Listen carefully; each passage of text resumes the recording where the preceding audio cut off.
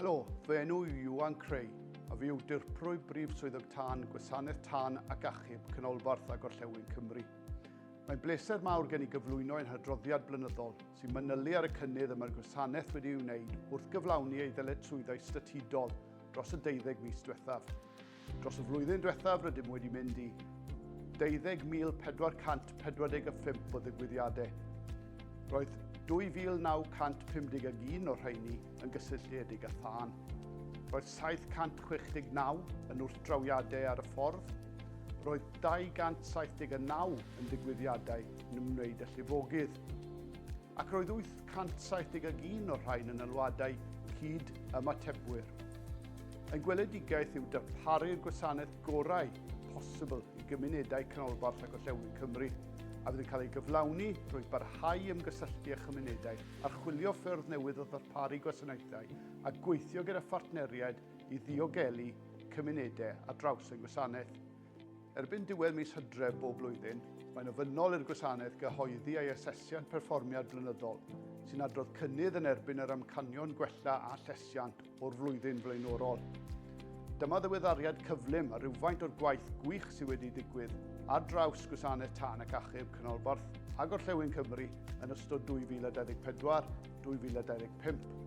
Mae tîm pobl a diwylliant wedi sefydlu ac mae strategaeth lles wedi lansio i gefnogi staff a gwella diwylliant yn y gweithle. Cyflogwyd 2 eiriolwr recriwtio ar alwad.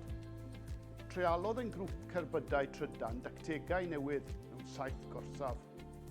Derbyniodd 58,000 o blant a phobl ifanc gyngor diogelwch, ymunodd 366 o oedolion ifanc a sesiynau diogelwch ar y ffyrdd. A cwblhawyd dros 10,000 o archwiliadau diogelwch tân yn y cartref. Cafwyd 728 o ymatebion i'r arolwg addasu gwasanaeth tân ac achub canolbarth a Gorllewin Cymru. Gwnaed trefniadau i gynnal sesiynau ystafell gytbwys ar gyfer sgyrsiau agored a lansiwyd rhwydwaith llysgenhadon cymunedol.